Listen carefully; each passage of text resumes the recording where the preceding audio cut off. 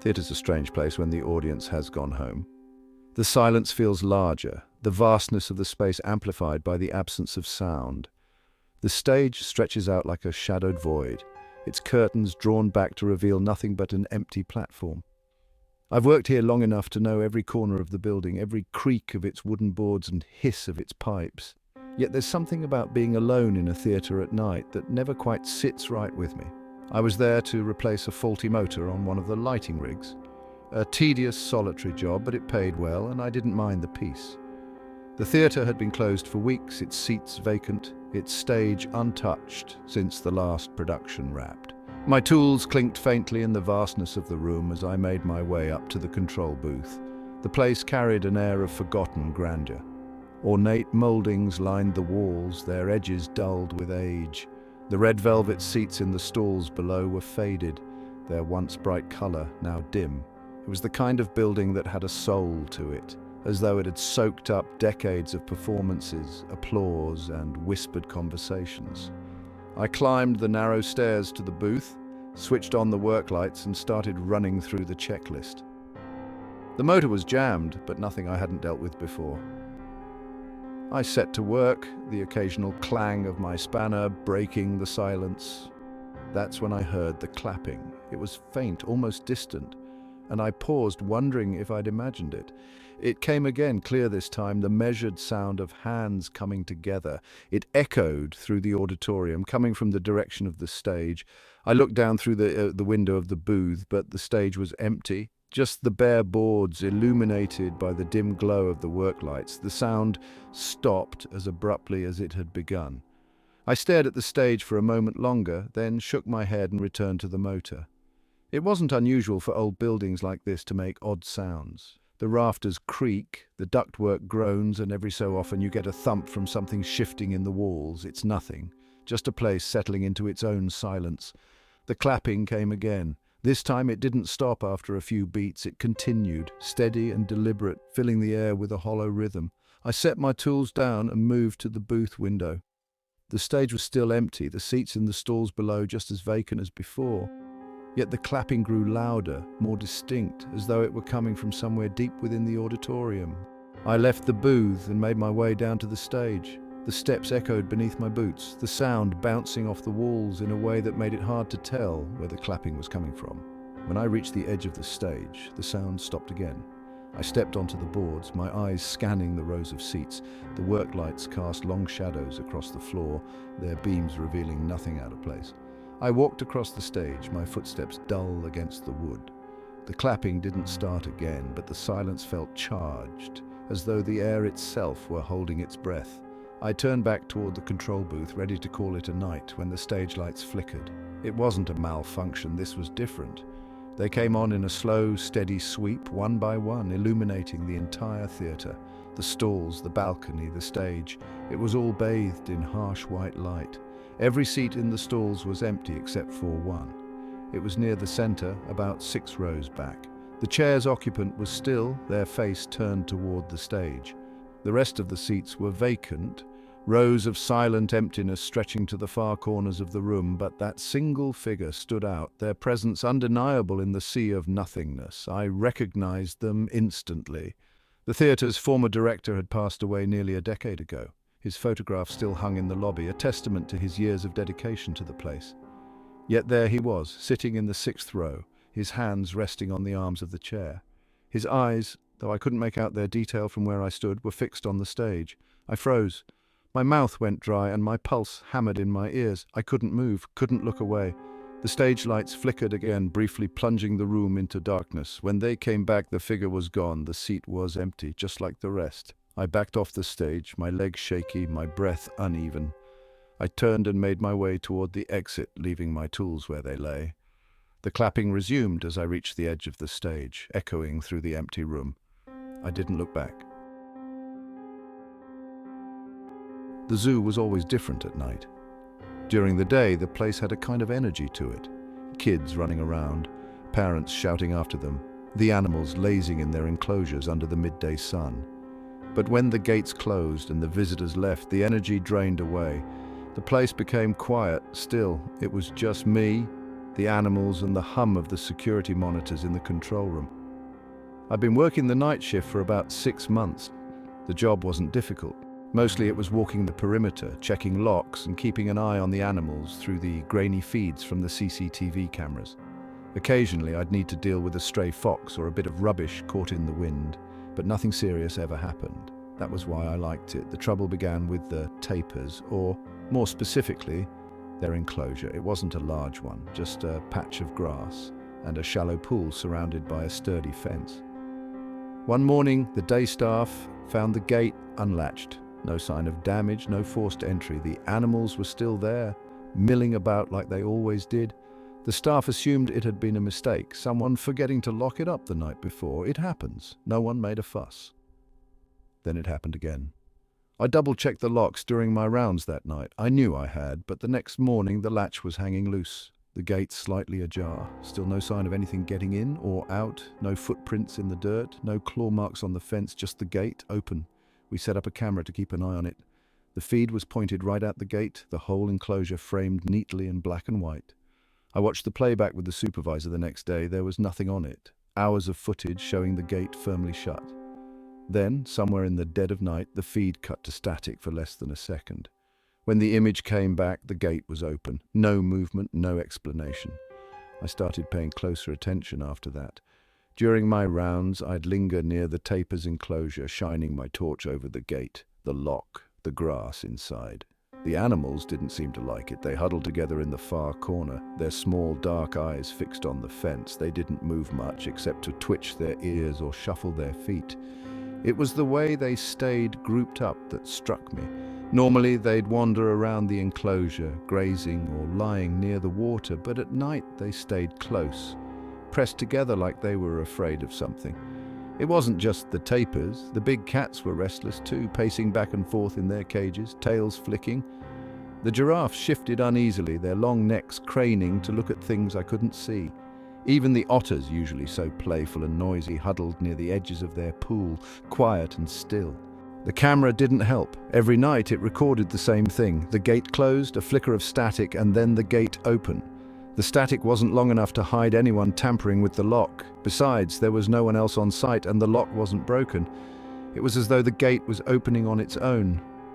I started checking the rest of the zoo more often, the paths, the fences, the outer gates, and I never found anything out of place, just the same thing night after night. The animals growing more nervous, the tapir's gate swinging open with no explanation. One night, I brought a torch with a brighter beam. I stood near the enclosure, scanning the trees beyond the fence and the dark patches where the cameras didn't reach. I thought I saw something move, a shape low to the ground, darting between the bushes. I stepped closer, aiming the light towards where it had been, but there was nothing there. Just leaves rustling in the breeze. The next morning, the lock was open again. I asked the supervisor if we could bring in more cameras, maybe set up motion sensors. He waved me off, said it wasn't in the budget. "It's just an animal," he said. "A fox or a badger, something nosing around the lock." But it didn't make sense. A fox couldn't open a gate, and it didn't explain the static on the footage. That night I decided to stay near the enclosure for my entire shift. I brought a flask of coffee and a folding chair, set myself up just out of sight of the camera. I wanted to see if anything came near the gate, if there was any sign of what was causing it. The animals were quieter than usual. The tapirs didn't huddle in the corner this time. They stayed near the gate, sniffing the air and shifting uneasily. Hours passed. The coffee went cold. Nothing happened. I must have dozed off. When I woke, the torch was lying on the ground beside me, its beam cutting a line across the dirt. The gate was open. The animals were gone. I shone the light into the enclosure, the trees beyond, the path leading away from the zoo. There was no sign of them. The ground was undisturbed, the lock hanging loose on its chain. I walked the perimeter, checking every fence, every gate, every path leading out into the night. Nothing. By the time the morning staff arrived, the enclosure was empty. I didn't tell them what I'd seen or what I hadn't seen. I didn't tell anyone about the sound I thought I heard while I was searching. The faint rustle of leaves, the snap of a branch, something moving just out of sight. I still work the night shift, and I don't bring the torch anymore. It doesn't seem to help. The control tower always had a strange stillness at night. The big windows framed the empty runways below, illuminated by an endless row of white and amber lights that stretched out into the darkness. The only sounds were the hum of equipment and the occasional crackle of a distant transmission. I liked it up there, 40 feet above the tarmac, with no one around to bother me. It was quiet, predictable. Planes came, planes went. The job had a rhythm to it that rarely wavered. That night began like any other. A handful of flights scheduled to land, some cargo planes on their way to bigger airports. The radar screen pulsed in front of me, its green sweep marking out the positions of everything in the airspace. My coffee was lukewarm, the chair creaked whenever I shifted, and the air conditioning made the room feel cooler than it should have been. Just after midnight, a new blip appeared on the screen. It was a small one, a private plane, by the look of it. Nothing unusual about that. I tracked it as it approached, its transponder showing an identification code I didn't recognize. It wasn't on the flight plan, but that happens sometimes. Private pilots filing late or skipping the paperwork altogether. Annoying, but not uncommon. I radioed the plane, letting them know they were entering controlled airspace and asking for confirmation of their intent to land. No response. The plane kept coming, descending steadily. I tried again, still nothing. The transponder showed the plane circling just beyond the perimeter, its altitude holding steady. The runway was clear, so I keyed up again, giving clearance to land. The plane didn't move. It held its position for a moment, then began another wide arc around the airport. I watched it on the radar, frowning. Planes don't just circle endlessly like that. Pilots either land, request holding patterns, or divert. There's a system. This wasn't that. The arc was too smooth, too consistent, like it was tracing the same line over and over. I tried the radio again, repeating my earlier clearance. That's when I noticed the faint noise on the other end.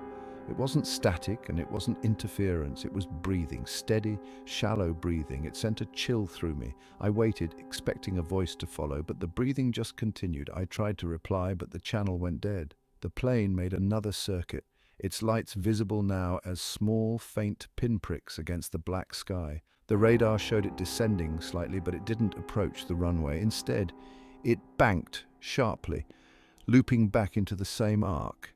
I leaned closer to the screen, my hand hovering over the radio. Something about the movement struck me as odd, too precise, almost mechanical.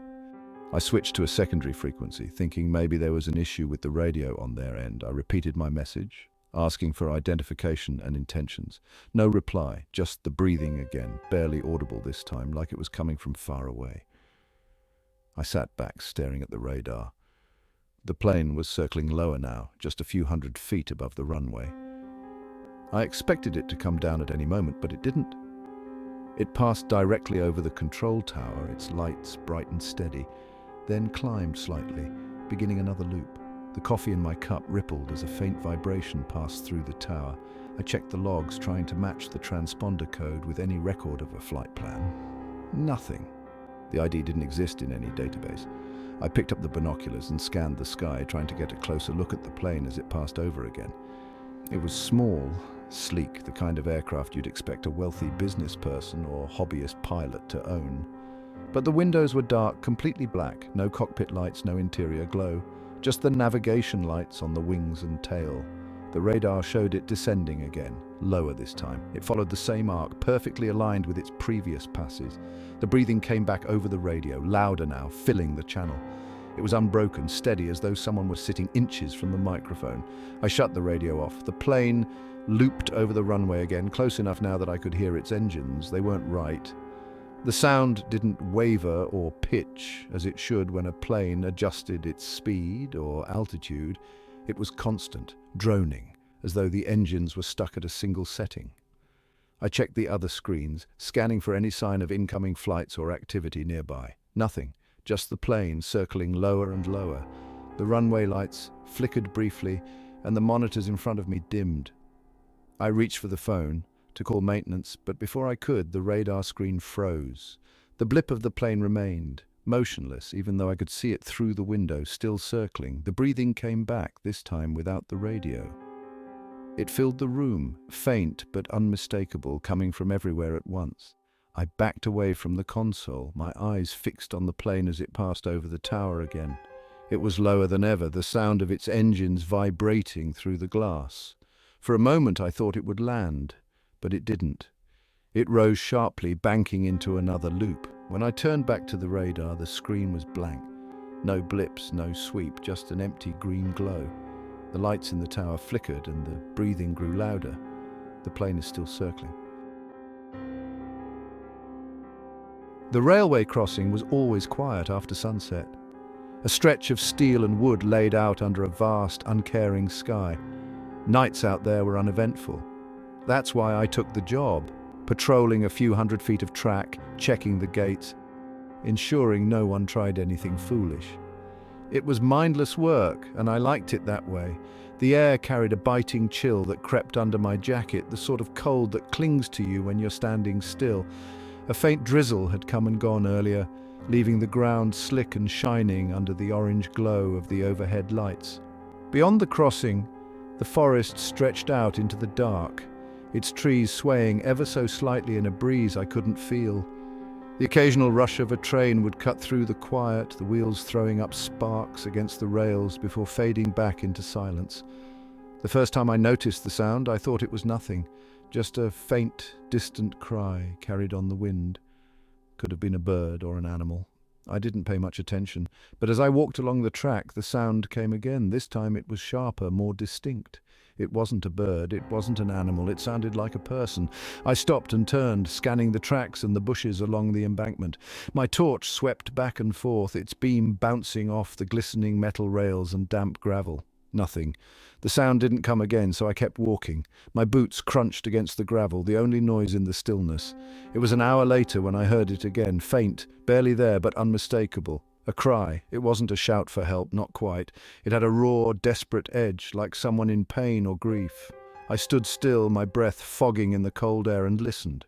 The sound seemed to come from up ahead, near the bend in the tracks where the trees closed in. I walked towards it, my torch shaking slightly in my hand. The closer I got, the quieter the sound became, until I was standing where I thought it had come from. Nothing. The silence pressed down on me, the tracks stretching out into the dark on either side. I swept my torch along the ground, looking for any sign of someone, a shoe, a dropped bag, anything, but there was nothing out of place. When I turned back towards the crossing, I almost missed it. A single footprint in the damp gravel, partially filled with water, barefoot. It led away from the track towards the forest. I shone my torch in that direction, but the light didn't penetrate far into the trees. I hesitated. There were no other footprints nearby, just the one leading away. I followed. The ground was soft, the kind that should have held more tracks, but there was nothing, no rustling in the underbrush, no sounds of someone moving ahead of me, just the crunch of my own footsteps. The trees loomed closer, their branches twisting overhead to form a jagged canopy. The cry came again, somewhere deeper in the woods. It sounded different now, closer but muffled, as though it came from behind something. I kept walking, my torch casting uneven light over the damp leaves and gnarled roots. The cry came again, louder, pulling me further in. The trees seemed to close in tighter, their bark slick with moisture. My breath was loud in my ears, and the cold had settled into my chest, making it hard to breathe. When I stopped, I realized how far I'd come. The railway tracks were nowhere in sight, and the orange glow of the crossing lights was gone. I turned slowly, my torch picking out the shapes of trees and bushes, but nothing else. The sound didn't come again. The silence felt absolute.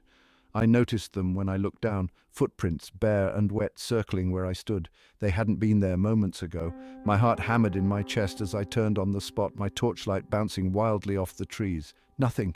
I stood there, paralyzed, until I heard it again, a cry so close it seemed to come from just behind me. I spun around, my torch slipping from my hand. The beam landed on the ground, casting faint light upwards. In the trees ahead there was a shape, tall and still. It didn't move as I stared at it. The cry came again, but this time it sounded different, softer, like it was fading into something else. I turned and ran. Branches clawed at my face and arms, the cold biting into my lungs as I stumbled through the dark. I didn't stop until I saw the distant glow of the crossing lights. By the time I reached the tracks, the cry was gone. I didn't go back into the woods. Not that night. Not ever. But sometimes when I'm standing by the crossing in the dark, I hear it again.